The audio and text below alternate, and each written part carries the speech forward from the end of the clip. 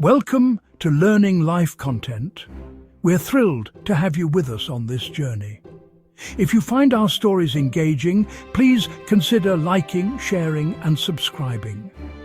Your comments and support are the fuel that helps this channel grow, motivating us to bring you more fascinating and enriching content from around the world. He is a figure etched into the very bedrock of modern history, a name that conjures images of empire, revolution, and relentless ambition.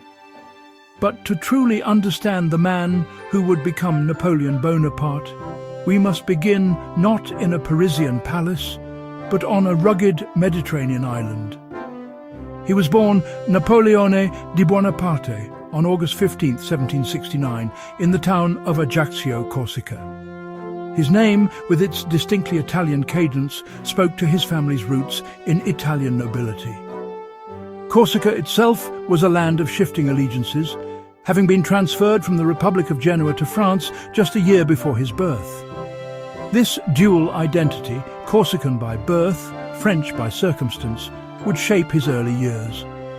He was the second of 8 surviving children born to Carlo and Letizia Buonaparte, a family of minor nobles who were constantly navigating the treacherous currents of Corsican politics. His father, a lawyer, eventually secured the family's position by aligning with the French, a move that opened doors for his children. This patronage allowed a young Napoleon, at the age of 9, to leave Corsica for mainland France to study at the military academy at Brienne-le-Château. He was an outsider, a scholarship boy with a thick accent, often teased for his provincial origins. But here, amidst the sons of the French aristocracy, he found solace in books and demonstrated a prodigious talent for mathematics. He was reserved, intense, and driven. Later, at the prestigious École Militaire in Paris, he specialized in artillery, the arm of the military where technical mastery and mathematical precision could outshine noble birth. It was a prescient choice.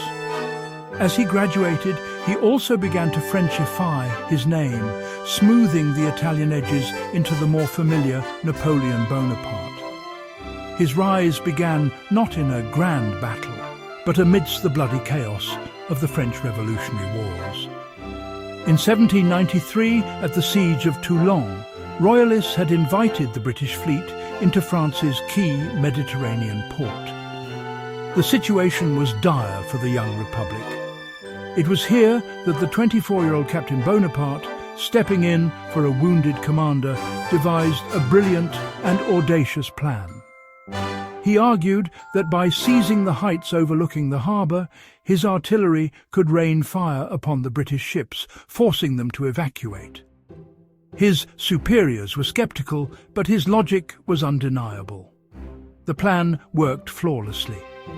Toulon was recaptured, and Napoleon was promoted to Brigadier General. He was no longer just a promising officer, he was a hero of the Republic.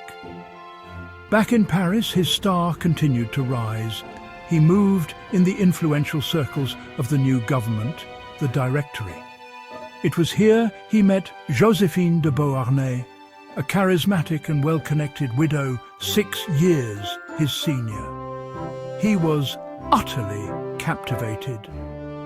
They married in a civil ceremony in 1796, a partnership of passion and mutual ambition. Just 2 days after their wedding, he left to take command of the French army of Italy.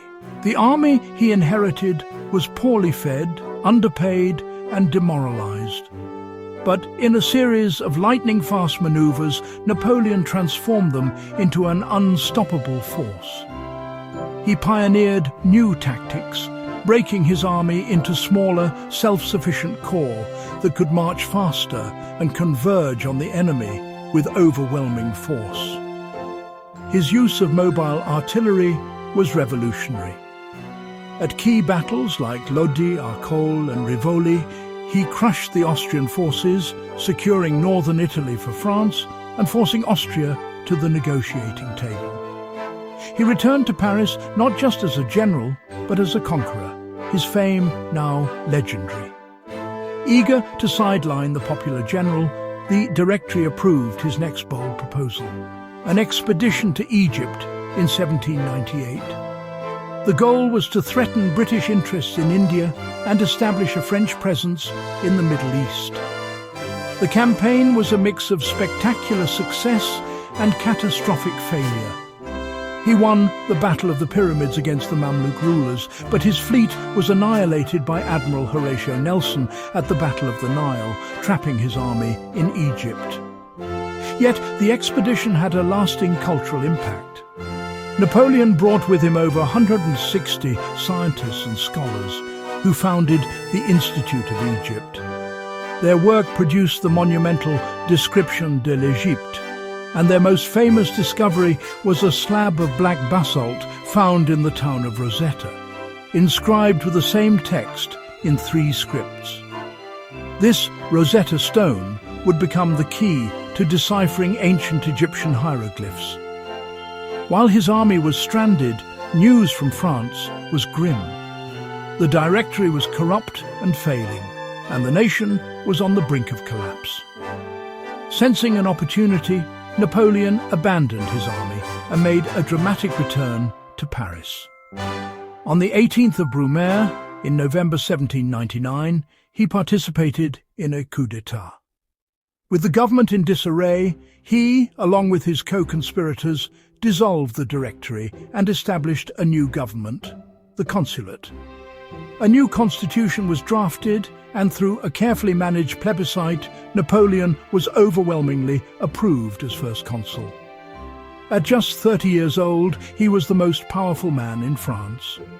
As first consul, Napoleon unleashed a torrent of reforms that would remake France. He centralized the administration, creating the prefectural system that still exists today. He established the Bank of France to stabilize the economy and created a new system of secondary schools, the lycées, to train the nation's future leaders. He reconciled the state with the Catholic Church through the Concordat of 1801 and created the Legion of Honor to reward civil and military merit, a system based on talent, not birth. But his most enduring legacy from this period is the Napoleonic Code. Launched in 1804, this comprehensive civil code swept away the feudal patchwork of old laws. It enshrined principles of the Revolution: equality before the law, the right to hold property, and religious toleration. It was a model of clarity and logic, and it was exported across his empire, influencing legal systems from Italy to Latin America. However, it also reinforced a patriarchal order, restricting the rights of women and restoring the husband's authority within the family. His power was now absolute, but the title of First Consul was not enough.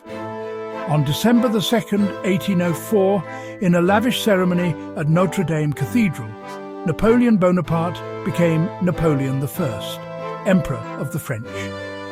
In a moment of supreme political theatre, he took the crown from the hands of Pope Pius VII and placed it on his own head before crowning Josephine as Empress. The message was unmistakable.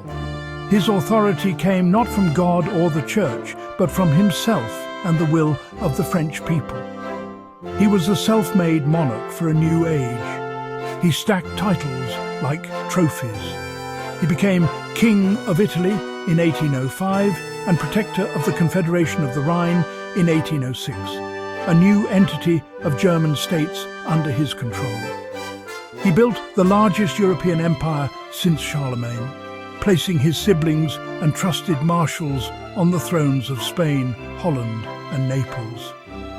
But his personal life saw a painful turn.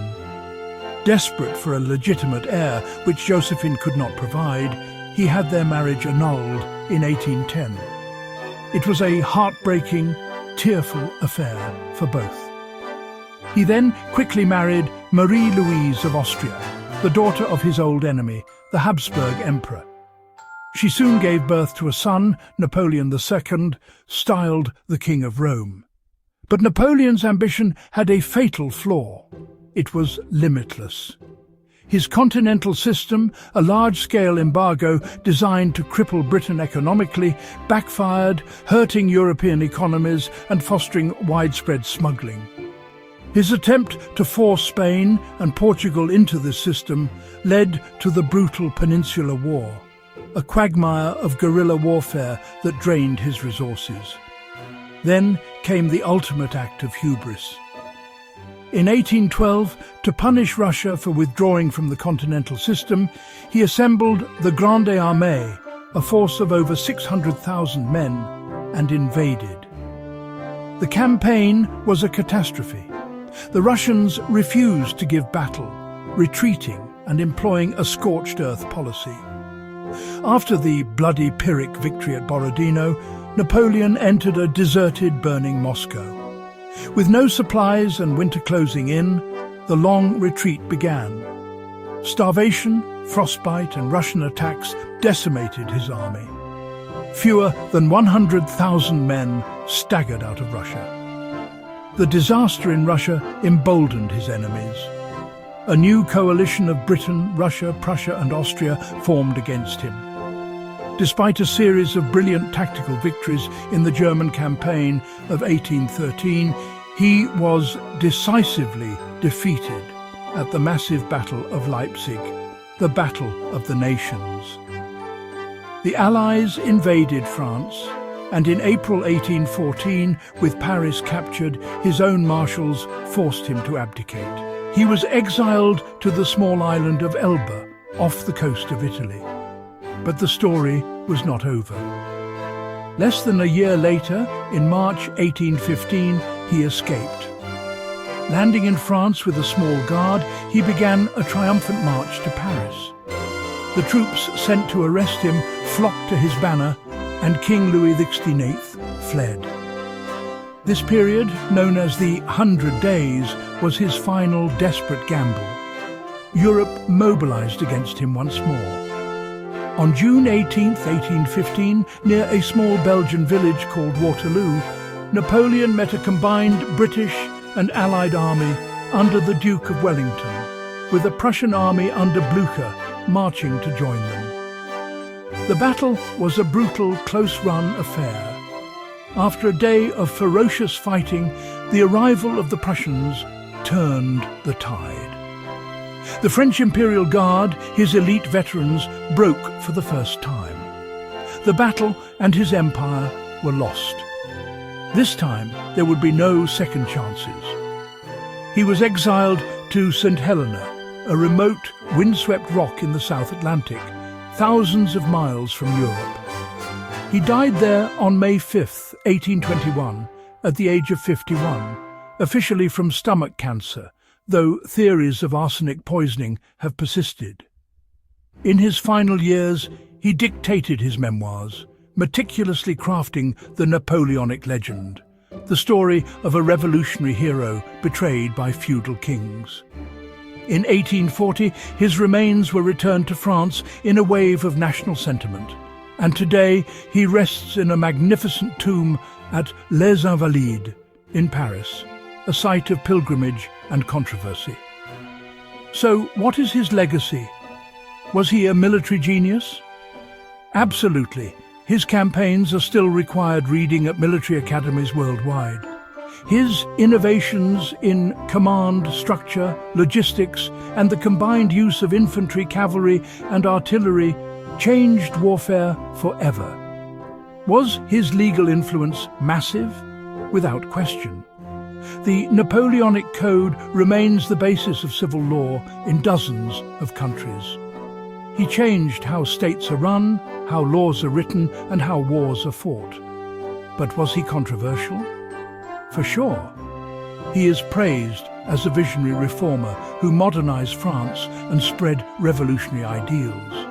Yet he is also condemned as an authoritarian dictator who crushed dissent, controlled the press, and plunged Europe into a series of wars that cost millions of lives. He was a man who compressed the chaos of revolution into the rigid order of an empire. He was a son of the Enlightenment who became a Caesar. This fundamental contradiction is why, more than 2 centuries after his death, Napoleon Bonaparte remains one of history's most compelling and endlessly debated figures. That is why he still matters. Thank you for watching Learning Life content. Please like, share, comment and subscribe. Your support helps us grow and motivates us to bring you more fascinating and enriching stories.